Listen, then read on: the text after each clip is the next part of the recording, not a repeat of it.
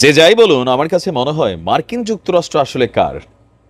জিওপলিটিক্সে আইসা আমেরিকার খেলাটা বোঝা বড়ই কষ্টকর। শেখ হাসিনার সরকারের পতনের পেছনে মার্কিন যুক্তরাষ্ট্র কি কোথাও দায়ী ছিল? শেখ হাসিনা বারবারই বলছিলেন যে আমেরিকা তার পতনের জন্য পেছন থেকে বা ইন্টারন্যাশনালি যে ডিল করার ইস্যুগুলা বা নানান ইস্যুতে আমেরিকা একটা ভূমিকা রেখেছে। এখন আমেরিকা অলরেডি শেখ হাসিনার কাছে শত্রু, মিত্র শক্তি হিসাবে কিছুটা কানেক্টেড ছিল বিএনপির সাথে। আর ডক্টর ইউনূসের ইস্যুতে আমেরিকা তো বরাবরই উদারপন্থী দেখেছি। তবে গতকালকে যেই সিদ্ধান্তটা জারি করেছে আমেরিকা, এইটা এই মুহূর্তে বাংলাদেশের যেমন মান সম্মান নষ্ট করলো কিছুটা, ডক্টর ইউনূস সাহেবেরও কিছুটা ভাবমূর্তি নষ্ট হয়েছে। এইটা আমার কাছে মনে হয় যে আমেরিকা আসলে কোন জায়গায় যে কি খেলে সেটা বোঝা একটু কষ্টকর। দেখেন বাংলাদেশে এই মুহূর্তে কি এমন হয়ে গেছে, রাইট নাও আমরা ধরতে পারি 5 এবং 6 আগস্ট অনেক কিছু হয়েছে, কিন্তু এরপরে এমন কোনো সিচুয়েশন তৈরি হয় নাই বাংলাদেশে যে আমেরিকা বাংলাদেশকে লাল তালিকায় নিয়ে ফালাই দিছে। ইভেন পরামর্শ দিছে কি ভ্রমণ যেন এই মুহূর্তে বাংলাদেশ না করে। এতে কি কি হচ্ছে? বেশ কিছু ক্ষতি আমাদের বাংলাদেশের হচ্ছে, ডক্টর ইউনূসের হচ্ছে। নাম্বার ওয়ান, ইউনূস সাহেব রাষ্ট্র ক্ষমতায় বসলেন মাত্র, অন্তর্বর্তীকালীন একটা সরকার। পশ্চিমা বিশ্বের কাছে একটা পজিটিভ ফিডব্যাক তিনি দাঁড়ানো যদি পারেন, দেন তার জন্য পশ্চিমার একটা সাপোর্ট থাকবে। আমরা যদি দেখি আপনার ধরেন বিশ্বব্যাংক থেকে শুরু করে আরও যে বিভিন্ন ইনভেস্টরগুলো বাংলাদেশে তারা ইনভেস্ট করার ব্যাপারে বা ঋণের ব্যাপারে বিনিয়োগ করার ব্যাপারে চিন্তা ভাবনা করতো, মার্কিন যুক্তরাষ্ট্র যখন বাংলাদেশকে লাল তালিকায় ফেলায় সেইখানে এটা একটা ইফেক্ট তৈরি হবে। ডক্টর ইউনূসের সরকার তো আর পকেট থেকে টাকা দিয়ে রাষ্ট্রকে সংস্কার করবে না বা অর্থনীতিকে পুনরুদ্ধার করবে না। এই যে 2 লক্ষ কোটি টাকার উপরে পাচার হয়েছে, সো এখানে দরকার ছিল কি নতুন করে বিনিয়োগ। এখন আমেরিকা যখন লাল তালিকায় ফেলায়, সেই ক্ষেত্রে ডক্টর ইউনূস সাহেব যত দ্রুত কাজগুলো করতে পারতেন, সেই কারণে কিন্তু একটা তার জন্য বাধা তৈরি হচ্ছে। মার্কিন যুক্তরাষ্ট্রের নাগরিকদেরকে ভ্রমণের ক্ষেত্রে বাংলাদেশে বাংলাদেশ এখনো ঝুঁকিপূর্ণ দেশের লাল তালিকায় রয়েছে। তালিকায় বাংলাদেশ ছাড়া আরো 20টি দেশ আছে। আপনার গতকালকে দেশটির পররাষ্ট্র দপ্তরের আপনার প্রকাশ করা এই তালিকা আমাদের সামনে এলো। এতে বাংলাদেশ সহ 21টি দেশকে লাল তালিকাভুক্ত করে চতুর্থ পর্যায়ের ভ্রমণ সতর্কতা আপনার জারি করা হয়েছে। এটি যুক্তরাষ্ট্রের সর্বোচ্চ পর্যায়ের ভ্রমণ সতর্কতা।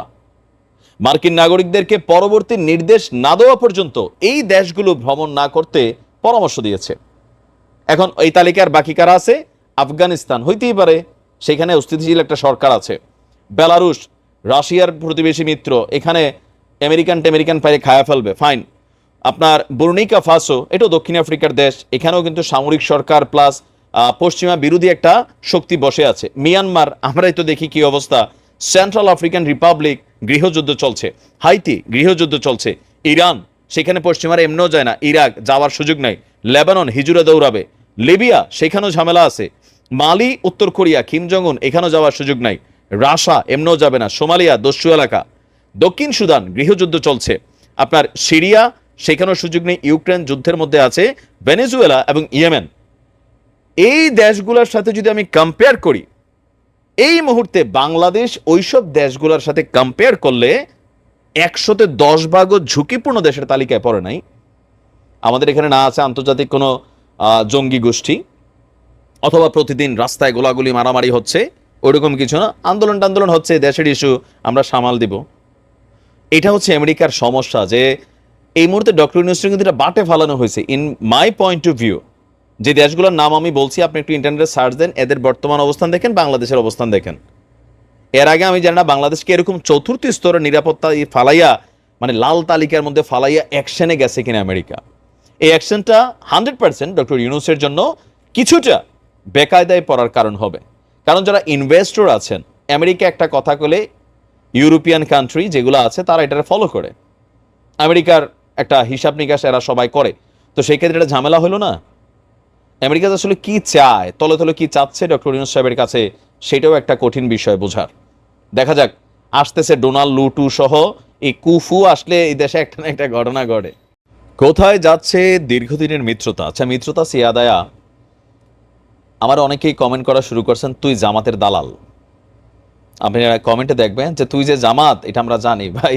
আমি আসলে জামাত না, আমি প্রকৃতপক্ষে একজন আওয়ামী লীগের কর্মী। তবে দুর্নীতি বা ধরেন স্বেচ্ছাচারিতা বা যে লুটপাট, হত্যা, সেগুলোর বিরুদ্ধে আমি যতটুকু পারছি কথা বলছি। তো অনেকে হয়তো হঠাৎ করে আমার ভিডিও দেখেন, সেই ভিডিওতে এসে বলেন তুই জামাতের দালাল। আমি জামাত থেকে কোনো পয়সাও খাই নাই, জামাত থেকে আমাকে কোনো পার্সেন্টেজও দেওয়া হয় নাই। আবার ধরেন বিএনপি থেকেও আমি পয়সা খাই নাই, পার্সেন্টেজ নেই নাই। তারেক জিয়ার যে কাজটা আমার কাছে ভাল লাগে আমি সেটার প্রশংসা করি, গত 5 বছর একই কাজ করি। তো যার কারণে যখন আমার বক্তব্যটা আপনার পক্ষে যায় তখন মনে যে তুই আমার দলের ভাই আগায় যান আর বিপরীত দলের হলে গালি, এই কাজটা জামাতের তারাও করেন।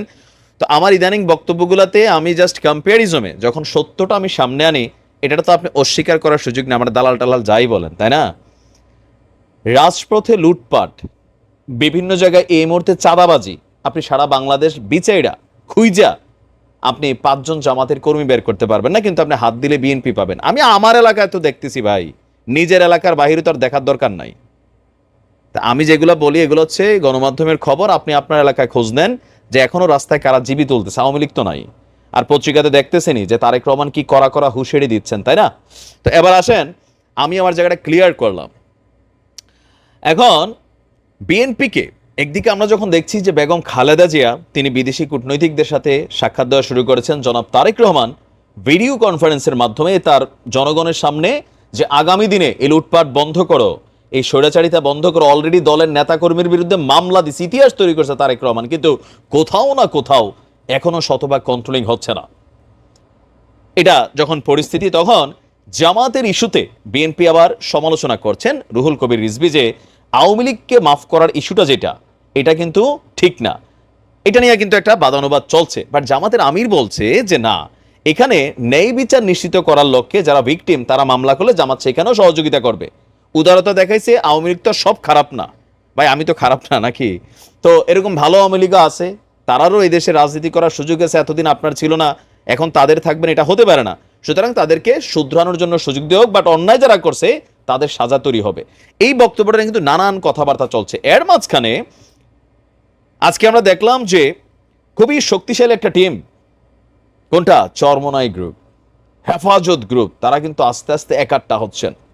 ইসলামিক যে দলগুলো আছে তারা একটা জিনিস এই মুহূর্তে বুঝতে পারতেছে যে বিএনপির বিপরীতে যদি রাজনৈতিক সরকার গঠন করা লাগে জামাত একা পারবে না, এটাই বাস্তব। তাহলে দরকার হবে কি? সমমনা।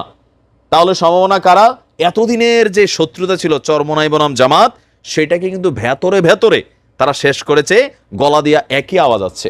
জামাতের আমির 2 দিন আগে বললেন যে এক জালেম থেকে আরেক জালেমের হাতে রাষ্ট্র যেতে পারে না।